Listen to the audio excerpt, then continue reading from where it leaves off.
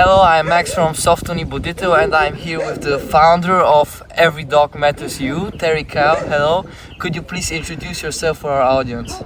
Sure, so as you said, my name's Teri Kyle. I'm an Australian. I've been living in Bulgaria for 13 years. My wife is Bulgarian. We met in London many years ago. I have a tech company that I'm co-founder of, and we employ about 100 people at that company. And through that company's success, it's been able to fund directly and indirectly this shelter, which is quite a unique facility, but we'll talk more about that as we go on. Why actually did you decide to go from Australia to a small town near Sofia? So I lived in Sydney for 10 years. I wasn't born in Sydney, but I spent the last 10 years there. Then I moved to London for 8 years, and I met my beautiful Bulgarian wife in London at a salsa dancing club, true story. And at the time I had a very small digital business. I employed 2 or 3 people, and we could work remotely. So we were looking at every country in the world we could go to with good weather, safe, good IT skills, low crime, things like that. And eventually we settled on Bulgaria. So we moved here in 2012 and been here ever since. Yeah. What is your actual mission? My mission is to use my company's success to achieve 2 things with dogs. The first is that dog shelters everywhere in the world in the future should follow something like this model here, where dogs have a lot of space, because like humans, another intelligent species, dogs, they need space to feel emotionally and physically healthy. Unfortunately, most dog shelters, even in the richest countries in the world, don't do that. They follow this old school model of stick dogs in a tiny little room for life, basically, and this is too much for dogs. It takes away everything a dog needs. Same as present for people. It takes away options, new smells, new experiences, room to play, run, all of that. So the first part of the 2 parts in the mission is to present this and promote this shelter philosophy as a future model that shelters everywhere could follow. The second is that by promoting something I call the Netherlands solution, based on the country of the Netherlands, is a model for how we humanely deal with homeless street dogs. And basically there's no need for them to exist. All it requires is proper enforcement of chipping passport and neutering of pet dogs. And very, very quickly you will see the homeless and shelter dog population go to basically 0. Yep. Wow. With this much places and they play and it's very funny. Could you tell one story that you would never forget from the shelter? One thing. Yeah. So last year, about a year ago, we had 7 tiny puppies dumped in a box on the street just behind us, and when we have puppies, they have to go through quarantine, vaccination procedure, all of that for quite a long time, and they stay inside in the buildings behind us there.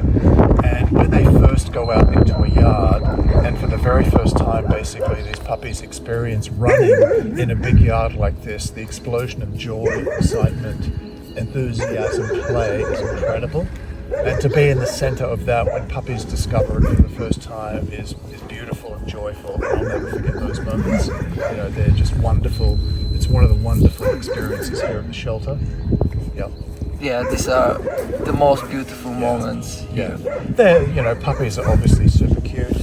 They're adorable, and then they just explode with enthusiasm and joy, and that's wonderful to be around. Yeah. Wonderful. This is one moment that made you feel like it is worth it. Could you tell us some other things that happened which got you to that? Sure. I think there are 2 things here that make all of the stress and hassle. We lost Mikey. No! Come back, so. There are 2 things that make all of the stress and hassle and expense and management and grief and all of that worthwhile. One is when we take in dogs that have been traumatized by abuse. We've had dogs here hit with axes by their owner. We've had dogs shot, poisoned, tiny puppies kicked and had bones broken and brain damage and things like that. And what is one of the great things to see is when an abused animal who doesn't trust people and actually is very aggressive after about 6 to 9 months, and there are a couple of dogs just over there that fit this model, the two black ones just there, they begin to relax, they begin to heal and recover, and in time they learn to trust people again, and they just basically become cuddly teddy bears, like my teddy bears here. So when you see a dog go from being a traumatized victim of abuse to being a cuddly teddy bear again and trusting people, that's a fulfilling, satisfying thing. The other thing that is very fulfilling is when dogs get adopted, they go to great homes, whether it's here or in Germany, France, Netherlands, Switzerland in some cases, and we get lots of videos and photos, and obviously the dog is really blossoming. It's in a great family environment, it's loved, and basically living its best life. Those two things are the things that we really live for and work for. So it's the abused dogs to recover. Not all of them do, unfortunately, but most of them do here, or finding great homes for our dogs. That's what makes it all worthwhile.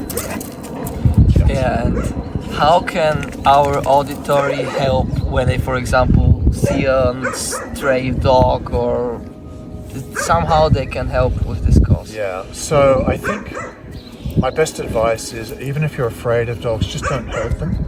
Don't do anything malicious to a dog, because it's a charity like us who, if we find out about it, we have to spend a lot of time, energy, money, all of that on helping that dog recover from abuse. So even if you're afraid of a dog, please just don't hurt it, just leave it alone. You can do that. Also, dogs will not be aggressive if you feed them just a little bit every day. They'll very quickly become best friends, like Mikey here. They'll very quickly learn to trust you, and any aggression there will quickly disappear. So they can do that. In the case of our particular mission here, even Mikey, you want to say something? Hey, Mikey. If he wants to be part of the interview. Good boy. In the case of our particular mission, if people just share our stories with their social network, it could be someone in their network wants to adopt a dog, or they're going to buy a dog, considering a shelter dog.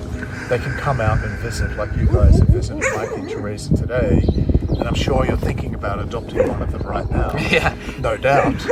They're adorable, they're very adoptable. So just doing those simple things, can help with our mission. Yeah. Thank you very much. Pleasure.